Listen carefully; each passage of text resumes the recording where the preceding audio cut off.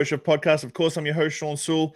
As you've been noticing, I have been live streaming like an absolute beast this last couple of weeks. I'm just trying to get ahead of summer, and I'm just lucky enough that I've been getting some really fantastic guests, and today's guest is uh, absolutely fantastic. It's, of course, our cocktail historian. I say our cocktail historian as a commutative industry. He has helped guide our history of cocktails over the last 20, 25 years, or as long as I've been doing this in the industry. So David Wondrich is a cocktail historian based out of New York, and he is going to be talking to us about modern cocktail culture. Welcome. Good morning, David. How are you? Hey, Shawn. How are you? Good to see you. It's good to see you, sir. It has been a little bit long. I think I crossed paths at Tales last year, but Tales is always such a massive gong show of like I passing never in remember hotel who lobbies. I see at Tales. yeah, it's not good. So for everybody listening, if people have been living under a rock, give a quick little spiel on elevator pitch on how you got into the industry and how you got to the position you're in now. Well, it was completely accidental. You know, I had to invent my own job, and those are always the most fun jobs. At least they can be, or you could be doing something really dumb for no money. But I was an English professor, and I was writing about music on the side. I liked writing about music, although it didn't pay anything. I hated being an English professor, and that didn't pay anything either. And a friend asked if I could write something on cocktails. He knew I liked cocktails, and I had a couple old cocktail books in my house that he'd seen. And I said, sure, because it was for Esquire magazine's website. This was at the very end of 1999. And, Esquire magazine, I always admired and thought was a cool magazine. So I was like, yeah, let me give this a try. And that ended up being, I ended up being the contributing editor there for 17 years, writing about cocktails. So I always say I started at the top of the business and I've been working my way down ever since. So with spending decades digging into the cocktails and the roots of cocktails, when did you realize it was more of a curiosity and actually like a cultural lens worth preserving and like documenting? Well, it started pretty early on. I was bloviating, as happens at a bar, to some people who belonged to Slow Food USA or Slow Food New York, that organization based on or dedicated to preserving foodways, cultural, ways of dealing with food, and basically the old ways. And I said to them, this was in like 2002. So early on, I was new to the business, but I said, hey, old-fashioned bartending is one of those foodways, and we should do something. And they said, like what? And I said, well, why don't we do a tribute to Jerry Thomas? Who's that? Well, he was the guy who wrote the first Bartender's Guide, and he lived in New York and had bars in New York, and he never got a tribute. And they said, all right. And so next thing I knew, I was involved in planning this thing. And to do that, I had to write a little booklet on Jerry Thomas and research his biography. And I realized it hadn't really been researched correctly or much at all. And there was a lot of stuff out there that nobody had ever dug up or, hauled out into the light. And I thought, okay, let me give it a try and see if I could do more of this. So I turned that little like one-page bio into a book, which did quite well. People were interested, it turned out. And so I've been doing that ever since. Wow. Yeah, it is crazy because I try and as we have the younger generation coming up in the ranks, trying to explain to them just the difficultness of it was to get information circa like that 2000 to 2007 2008. Like there wasn't massive online communities as Chanticleer and a few other ones, but like there was nothing like there is today. And then you could talk about like, oh, you got books. Like I got 500 books here. I got 500 books back in Australia that will never leave Australia because this is just going to cost me too much. But like every time I walk past a bookstore, I'd go into a bookstore looking for anything that I could find to like completely like learn more because there was no internet. And trying to explain that to the younger generation is not the easiest thing in the world. No, they grew up in, this stuff was all there in abundance. And that was great for them. But On the other hand, it meant that they also didn't have as many opportunities to carve out space for themselves as we did. Mm. Because when 20, 25 years ago, if you found some like rare information, you could wave it around and everybody would go, "Hey, what the hell is that? Look, this guy found something really cool." And all the stuff that was just lying there, waiting to be found easily, has all been found. Yeah. Now it's more like digging very deep, and you have to be like an archaeologist with a brush and a trowel and carefully unearth things. Then you could just walk around and pick it up and stick it in your bag and walk off with it. Well, with that being said, now with all the access we have now, digitized newspapers, like AI, how has that process changed for you for researching cocktail history since you first started? Well, AI not useful for me. I'm not. It doesn't. I need stuff that I can count on and put in somewhere where somebody will say, "Hey, that's wrong." Yeah. I don't want that. I want to get it as right as possible. But I see a lot of other people using AI, especially if they're just casually researching stuff for like a cocktail menu or something, and you run into trouble that way. But there are a lot more databases available now, but on the other hand, there are a lot more people researching too, Mm. and a lot more people who know how to use them. When I started with this stuff, I was not. I wouldn't say I was alone, but I was one of the very few who was using this stuff for cocktail things, and so that was very different times. Now you've got to really uh, come up with a whole narrative. You can't just say, "Hey, look at this interesting stuff I found. Let's Hmm. talk about it." Now you've got to everything's got to be nailed down. It's I got to be remember tight. the story when you bought a random history book online and it arrived and you were eating breakfast and you found the first mention of the aviation and you almost dropped the vintage book Yeah. you just spent a couple of $100 into your cereal. Yeah. That was wild. I found the aviation with creme de violette in it, and I'm like, what? I'd seen a recipe like that, but I thought it was just some crazy outlier, and in fact, that was the recipe. So, and then I found out that book was half the book. Almost every drink from that book was in the Savoy cocktail book. Had been stolen by Harry Craddock, and I'm like, okay, this book is actually useful, important, and it's interesting that Craddock left out the creme de violette. So. Credit did that a lot. So that being said, like you were talking about AI and menus and so on and so forth, what is that one myth or popular story that's in the cocktail world still to this day that refuses to die, and no matter how many times you disprove it, it just keeps coming back up, whether it's the Manhattan and Churchill's mum or Yeah, I mean that's one of them. You can't get rid of it. Uh, the Martini and Martinez in California. As far as I know, there's actually no connection. But what can you do? The the idea that the Martinez is a different drink from the Martini. It's all the same drink. It was just there was no drink media then to write down the drinks so you could see how they were spelled, and everybody said everything differently. So if somebody asked for two Martines, somebody else is going to write that Martinez. you know, I have these Martins cocktails or Martinez or whatever. So there's that.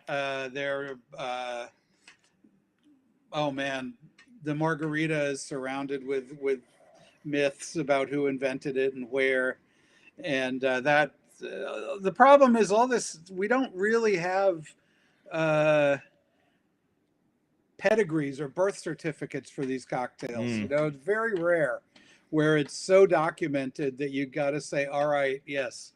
Uh, so you've got to, even in the absence of that, that always leaves room for people to say, well, I don't like that story. This one sounds better to me. And I'm just going to use that, even though it's highly improbable. yeah, it's always interesting because I find it funny how people sort of argue these points about where the names came from, that sort of stuff. And I remember even back when I was younger, a pub opened and they literally just took my whole menu from one of my cocktail bars, Yeah. changed all the names, and like that was their cocktail menu. They'd come in. I remember the managers coming in for a few drinks, and they just basically took my whole menu, reverse engineered the recipes, changed the names, and that was their cocktail menu. And I'm like, that's exactly what would have happened. It doesn't matter if it was 20 years ago or 110 years ago. Exactly, it's the same thing. Exactly. You know, you tell some bartender, we need to get some new drinks in here, and they're like, what the hell? You know? I don't know. I don't have any new drinks. I'm just a bartender. I make people what they want, but I better go steal some. How do you think the average bartender's relationship with cocktail history has evolved since you brought out Imbibe all those years ago? Are they still curious? Are you finding they're still curious now, or you feel like they've just got so much information that they're just trying to pull through all that information? I think it's a little of both. The general run, that history moment seems to have passed, and a lot of people are saying, screw it, we're just making espresso martinis and Aperol spritzes, or if they're very hip, Hugo spritzes. And, that's just what people want. And porn star martini, there we go. That's our list. And there's plenty of that. But there are people I still meet lots of people who are into the history and kind of catch fire about that aspect of things, who enjoy being part of a long tradition and having standing at the head of a long line of bartenders who carefully passed down their traditions and drinks and information and how to use the tools and even the jokes to tell the customers and all that stuff. So there's still enough bartenders like that. Unfortunately, the industry has moved away from that kind of education. 10 years ago, there was bar smarts everywhere. Mm-hmm. There was World Class did much more with education than it does now. There were independent things. I used to do with Simon Ford these bartender history walking tours that were just huge amounts of fun and very boozy, but also very educational, because we'd go to the places where all the old bars used to be and talk about what went on there and who the bartender was and what the drinks were. And now it might be a parking lot or a laundromat, or hey, even occasionally that same bar. You never know. But that was cool, and there was a lot more of that kind of education, but the industry has pulled back on that. What do you think? Why do you think so? It's expensive. I think also pandemic kind of broke a lot of people, and it broke the industry of the in-person habit. Now they'd rather do it on Zoom, and you can't do that kind of walking tour on Zoom. It's a watching experience and not a holy shit, this is crazy, the cops are going to get us for drinking in this park. Yeah. we better slam down our improved whiskey cocktails a la Jerry Thomas that have just been served to us in little paper cups in the middle of the park across the street from where his bar was, and we better get out of here. So that kind of stuff is what you remember. You don't remember a presentation. No, I do agree with you. Like, for me, Bar Smarts online is like my benchmark. Every single staff member I have starts with the thing, just so it's a nice foundation for everything. So Bar Smarts online is like every single staff member does Bar Smarts online, so that that's their foundation to build everything else up at. It still works, but until pandemic, we were going around to 4 cities a year and testing people live. And giving them like live experience with tasting and getting to see Dale make cocktails, and your judge might be Dale, or it might be Jim Meehan, it might be Julie Reiner. Your judges, it might be me, God help you. So that really put people on the spot and made them focus. Yeah.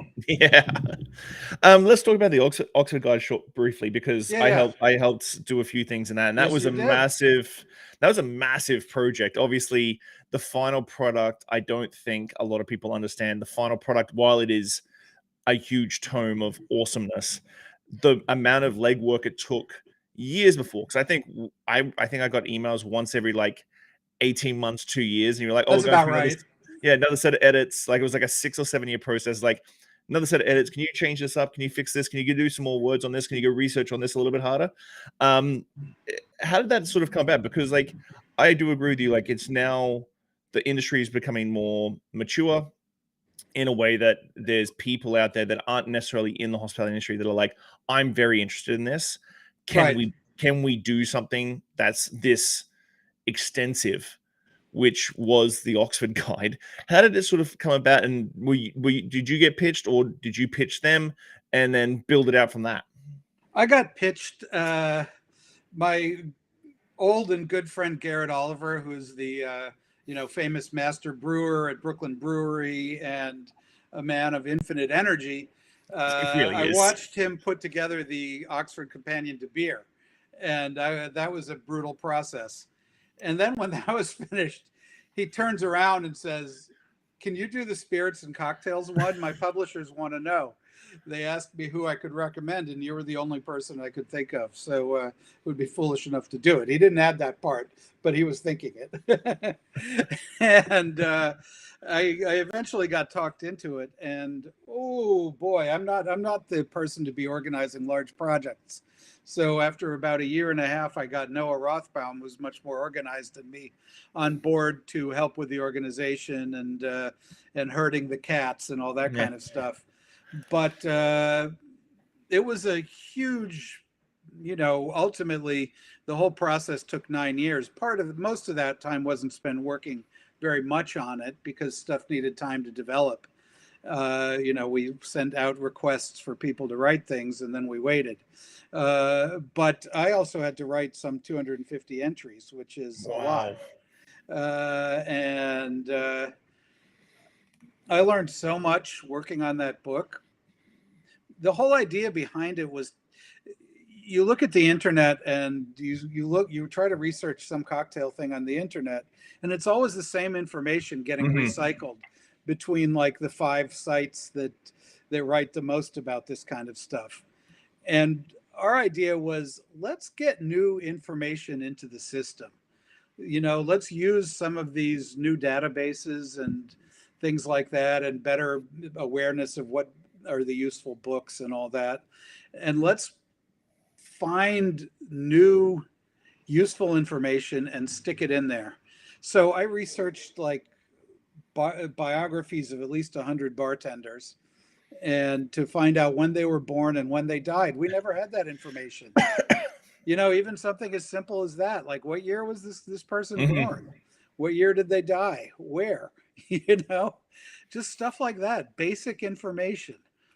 And so we tried to supply that, and also a lot of new information on things like the history of rum, which had not Mm-hmm. been understood properly.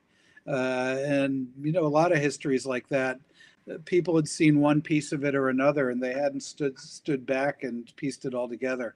And this was an opportunity to do that. So it was a huge job. Amazing, I finished it. How many people did you have involved, like total by the end of it all? We had 165 contributors around there, Wow. and many of them were just 1 or 2 entries. But we tried to get the right person for those entries, Mm-hmm. and then some people did a lot, and then I did 250, which is a real lot. And then we had editors and photographer Eric Metzger, the great drinks photographer, shot the original photos that we used. Of like bar gear. There'd been no history of bar gear before this. Mm-hmm. Stuff like that. Just really basic shit that just had not been covered. What's the history of liquor bottles? What's the Mm-hmm. history of closures? Like, was it always corks? What was it? What? I think my favorite story out of it was the backstory and the real history of Benedictine. Oh yeah. Just that one, because again, it's one of those stories that you get told when you're a young bartender, and you'll just Yeah, regurgitate yeah, it yeah, forever yeah. and ever and ever, like Duo Opto Maximo, like those sort of things, and then you read that, and you're just like, damn, the last 28 years of my life has been a fraud. Yeah, there was that one. Another one was Grand Marnier. We found the actual history of Grand Marnier. That was a restaurant in London asked the Marnier company to use their, instead of blending their Curacao concentrate with neutral spirit, they asked them to use old cognac from their cellars. And Marnier thought, hey, you know, this stuff tastes good. Maybe we'll market our version of this. We'll sell this to these guys, but we'll do our own version. And that got us Grand Marnier. So, you know, there's a lot of stuff like that that's very interesting. Now It just, people listening are going, damn, I got to go get that book now and figure out, like, read all this the way through. I just have a friend in Toronto who actually finished it front to back. oh, He good read for the them. whole entire thing. H in Toronto, give a shout out to H. He never listens to my podcast anyway, but he actually just posted that he read it from front to back. Good for him. I hope he enjoyed it. I hope it was helpful Yeah. and fun. You know, we tried to make the entries at least a little bit amusing on occasion. We tried to get away with that. So you've written about all these books and reflections of the time and all this history, as we were just talking about. What's Yeah. today's cocktails say about us and where the culture is at right now? Well, it's kind of I think we're catching it at a weird moment. Coming out of pandemic, everything was first like real basic, and then it immediately flipped into being, how can I make the most complicated cocktail I could possibly make with as many homemade ingredients and rare imports, you know? And that's been going pretty strong. I mean, for a long time, but it came extra strong over the last couple of years. But now, only this year, I'm starting to see some reaction to that, where people are saying, okay, enough, you know, I don't need like pandan chamomile infused vermouth in my martini, because that's just too much.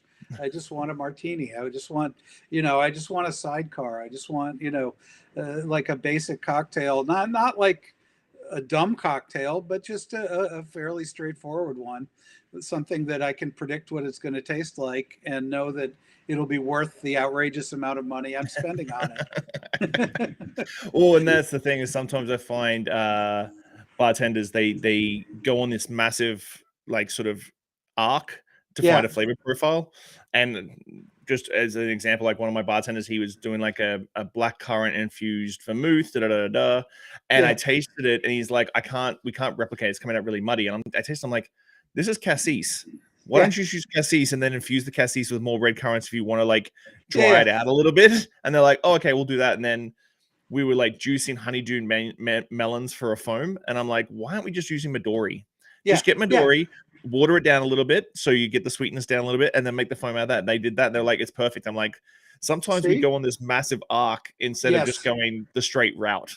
Yeah, I think you know, a lot of that comes with being older or older in the business, let's say, more experienced in the business, uh, and knowing your ingredients that well, Mhm. you know, so you could say, oh, I want this flavor. Well, I know exactly what tastes like that, you know, and I'll just go reach for that. You know, I want it like chartreuse, but maybe a little brighter herbal, like yellow chartreuse, but brighter herbal. Strega. Strago. There we go. You know, done, and easy, and fun, and so yeah, I think that's part of it too, is just experience Mhm. and spending your time with the ingredients and learning what each thing is good for and what to reach for. Do you find that that's the balance we need to sort of get back to, between creativity and authenticity, because of that sort of Instagram, social media life we live in right now, where we need to get back to this sort of like, what is your authentic take on this cocktail, and how do you make it balanced? You know, I don't want to say don't be creative, because that would be dumb, right? Of course, you can be creative and you should be creative, but you have to also sort of realize that you're working a craft as much as it is an art, and probably more. And craft is all about making things that people can use. You know, you're making these drinks for people to drink and enjoy, and not to sit there going, whoa, what was that? That is so weird. I'll have one more sip, you know. Do you want another one? Oh, God, no. One was enough. Thank you very much. That was very interesting. You know, I kind of like drinks that are moreish, that you go, yeah, that was good. I want the second one just because the first one went down so nicely. Hmm. And they can be complicated drinks, but they can't be like overcomplicated, you know? And so I think you got to work on that balance. A lot of drinks I've tasted over the last few years were very unbalanced. Either they tasted like dirt, or they tasted like, you know, tisane or potpourri or something, because there were so many herbal and floral essences going on. Or there's like mezcal, amaro, sherry, every trendy ingredient all mixed together, and that tastes like every other drink that has the exact same idea. Yeah. So there's a bunch of stuff like that. I always like the fashion advice that I believe it was Coco Chanel. I could be wrong here. Said, you know, put everything you're going to wear on and then take one item off. Oh, And that's a good piece of yeah, advice. yeah, it That's a good is. piece of I want advice. all this stuff, but that's too much, you know. So let me just roll it back a little bit, and then, you know, maybe it'll be okay. So I'm always interested in that. Do you have your white whale of whether it be a cocktail or a technique or a person that you're still sort of like looking at going, I really want to research you further, but I can't. It's you're a different, like for me, it's Ted Saucier. I've wanted to go Yeah, yeah, much more deep on Ted Saucier because he sort of was very, very, very popular. And yeah, yeah, then yeah. at his funeral, he had like two people show up. Like Yeah, what happened? yeah, yeah, and Well, he he's was a very press agent, so he was yeah. popular as long as he was being a press agent, and once he was done, you know. Do you have someone? Do you have a person or a cocktail that is your white whale that you still want to sort of like delve further into? Well, I'm always kind of digging into New Orleans drinks, Mm. mostly because I just like reading about New Orleans, And it's an excuse and to go to New Orleans. yeah, and you know, also just New Orleans in the old days is fascinating. Right now, I'm obsessed with the pink shimmy, uh, which is otherwise known as the Ohen cocktail. And I just bought some academic book on Southern cocktail, on drinking in the South. That most of the articles are absolutely weird academic stuff that nobody will ever read. But there was one history of Ohen in there that was fairly useful. So I'm still researching that. And the Sazerac, I'm always trying to, you know, kind of refine my understanding of that one. The Martini, always, I was able Mhm. to push back the written history of the Martini by 1 year, which doesn't sound like much, but it took a long time to do that, to 1881. So right now it predates the Manhattan as far as we go. There's always the race, which is first, the Martini or the Manhattan.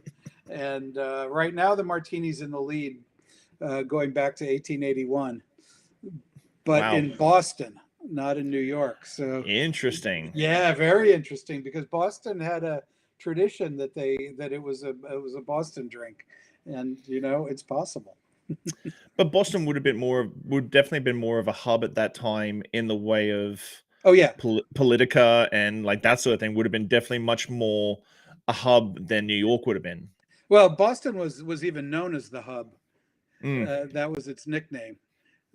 So you're right, but well, New York was always more just because it was so much bigger. Mm. But Boston had its own kind of importance, and it was considered the classy American city, you know, which is kind of funny if you know Boston today is can be a pretty rough and tumble place. And but back then it was supposed to be very, you know, full of clubmen and things like that. Uh, Interesting. and the Martini seems to have been a clubman's drink uh, up there, and in New York. So you never know when you'll find something new about this stuff. That's awesome. What do you see the future of cocktails going? Are we looking at? Me personally, I want to get rid of the minimalist movement. I'm sort of done with king cubes and minimalist glassware with citrus coins. It's kind of Yeah, yeah, my yeah. like that's my like I don't want another milk punch in a minimalist glass with a king cube. I've been fighting that pretty hard, and I've been very open about it on the podcast how much I hate it. I don't like cocktails on the rocks in general. Whatever, even the king cube in particular means you get zero dilution, and your cocktail goes, you drink it in 3 sips, and then you're like, okay, now I've got this huge ice cube that's going to last for an hour and a half, and no booze. So what do you see the future of the Uh, cocktail movement being, if you have a crystal ball? I think there's going to be a little more 70s, 80s nostalgia, Mm. but that's going to run aground on the fact that a lot of those drinks really are bad and really sweet, and and less fun than they're supposed to be. But I'm hoping we'll go back a little bit to sort of just balanced classic cocktails. No big deal. You go in here and we've got, here's our little house menu of the things that we came up with. Here's a few classics, and we got a nice selection of wines and beers. Just drink what you like. That's always I see a little more of that these days, where people are starting to pull back a little bit from the we have the most exclusive cocktail bar on in this part of the country, and what would sir and madam like? It's more just like, well, we can make you any drink you want. Here's some things we like to make. What can we do for you? That's a little. I think we're starting to see a little more of that, and I'd like to see still more. It is such a cycle, though. Like Oh yeah. I joke now because I have been doing this almost 30 years, and it's this fun cycle of like when I remember when we first started in the cocktail culture, when we're trying to push real cocktails circa like early 2000s, mid 2000s. You're sort of pushing that like, oh no, you want to drink this, you don't want to drink the martini craze, Right, or if you're in Australia, the stick drink phases. And then we sort of rolled it back and we're like, oh no, we want you to drink, everybody's educated now, we want you to drink classics, but here's our really crazy menu that you should be trying too. And now we're sort of going all the way back to it, but now everybody wants to drink and go in and have a really good Negroni or a really good martini and that sort of thing. So my goal is always like every drink has to be absolutely perfect all the time. Yeah, well, that's isn't that the goal of bartending? If you're serving the people something, you want to make it the best you can make it. That to me is the ultimate bartender, is somebody who does that and also knows a lot of jokes. You've been not just inspiring to bartenders who want to learn more knowledge, but also to writers. What's your advice to the next generation of cocktail historians and spirit writers out there that are trying to make their niche, not necessarily in clickbait stuff, but like in real, like legitimate sort of circumstances? Well, I always thought cocktail writing is a branch of comic writing, of not comic book, although let's talk about that in a moment, because I've got a comic book coming out in the fall. Nice.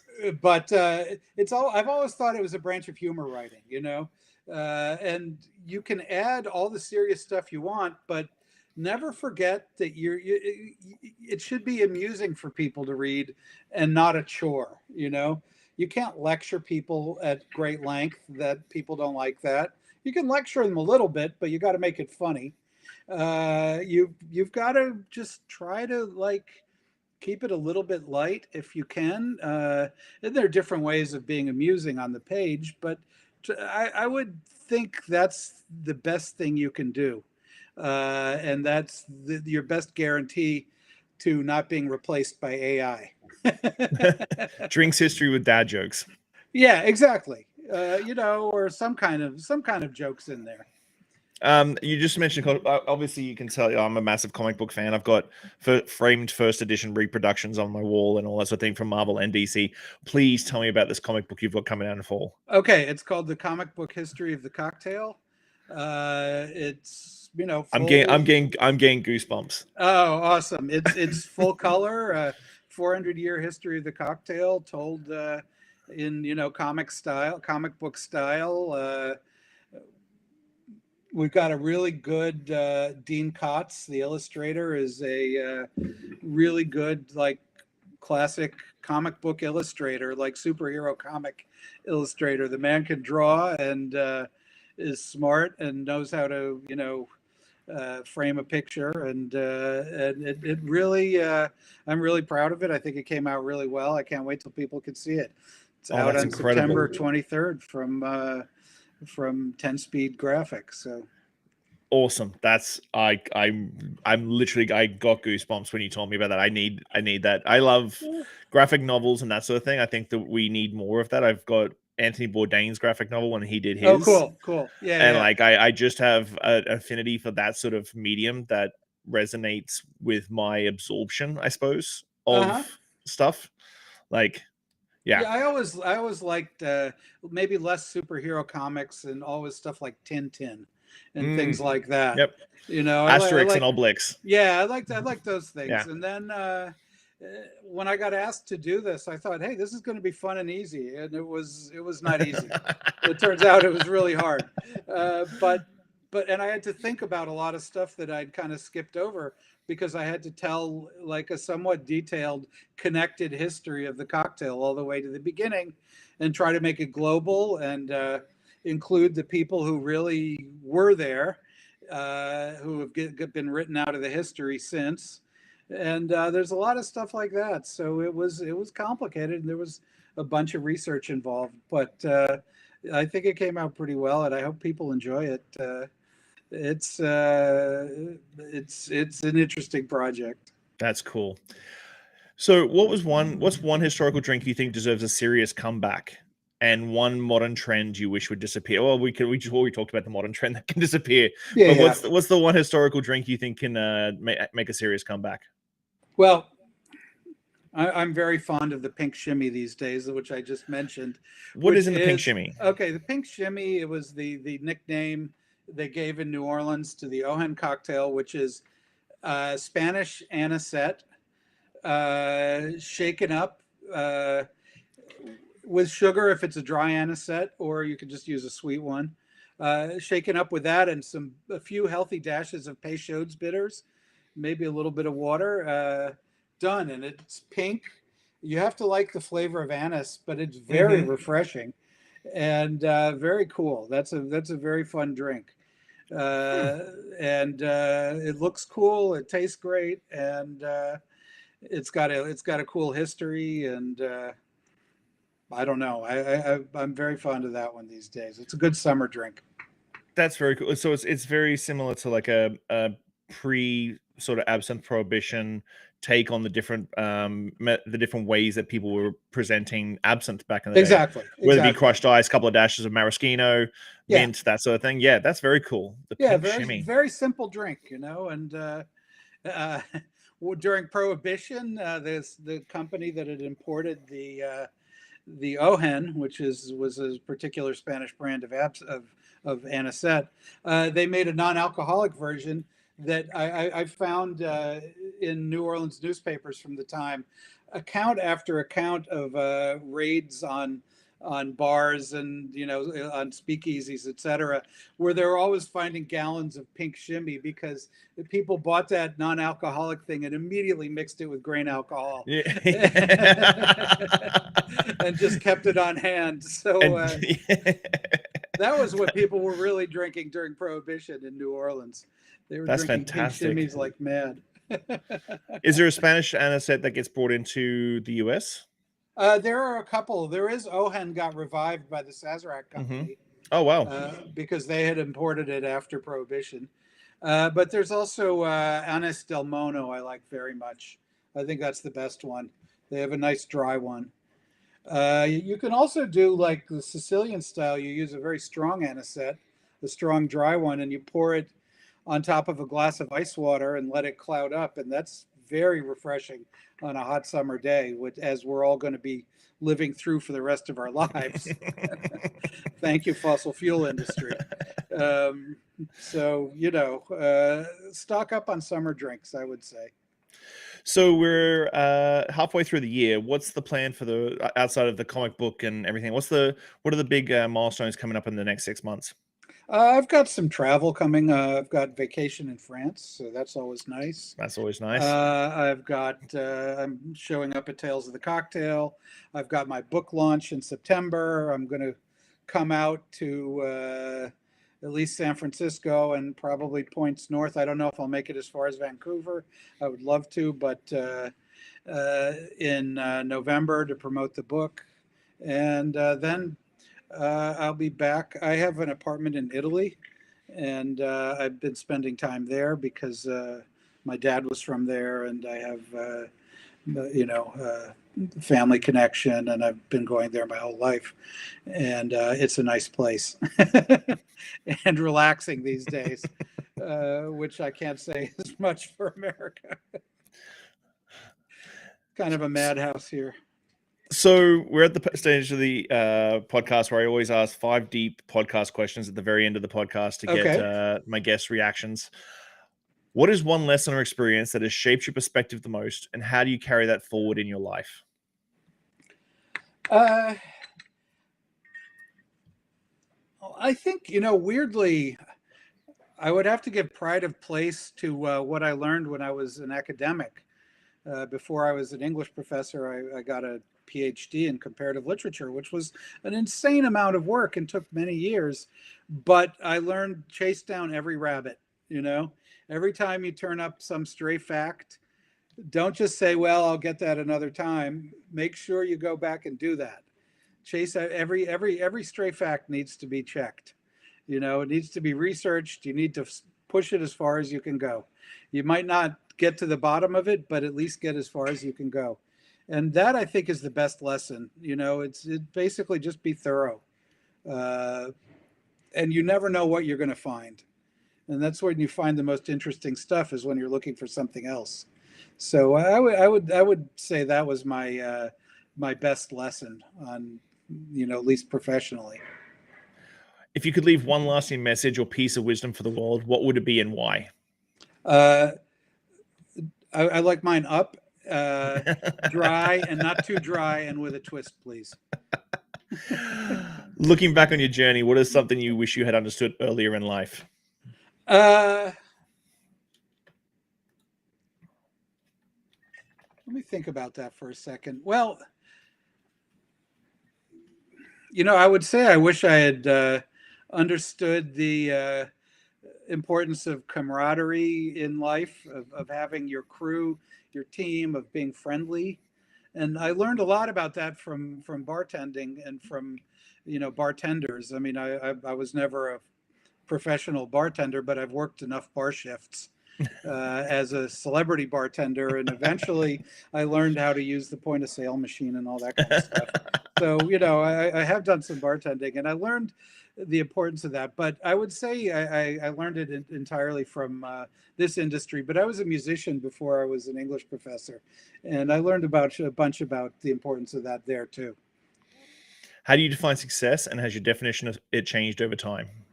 I define success personally as nobody can tell me what to do, and that has never changed my whole life.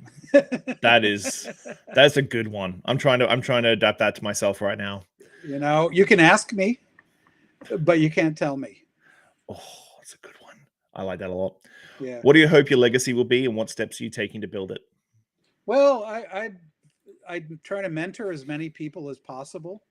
I've got lots of friends in the industry, and I try to mentor people for all kinds of reasons, but mostly just because I think I want to see people get ahead. And I think it's a cool industry, and it's a great, old, and interesting and honorable craft. And I want to see people succeed in it. So I hope that's where my legacy will lie, is in the people I've, shared stuff with and helped get a leg up with. David, thank you so much for your time, man. It's always I say this very often. And obviously coming from Australia, I moved here when I was 26. Got my first copy of Imbibe around that time too, and I again, coming from the pre-internet days, like you had to buy cocktail books, you had to have that tangible piece of thing in your hand. You couldn't just go to your supercomputer in your pocket. And I'm still that 26-year-old Australian kid who is fortunate enough to like have sat down with you, been to your seminars, done drink tastings with you, had drinks from you. And it's still even this day when I'm going on my mid 40s now, is I still get giddy when I get an opportunity to sit down with people like yourself. Well, God bless you. God bless you for doing this. Thanks for having me on. And, I'm always happiest when I'm hanging out with you and people like you. So, it's like I said, it's a friendly industry, isn't it? And we, Well, we have fun. well, I appreciate your time, my friend. Thank you so much for your time. I absolutely adored it. So thanks so much for your time. Well, thank you. I'll chat to you very soon, sir.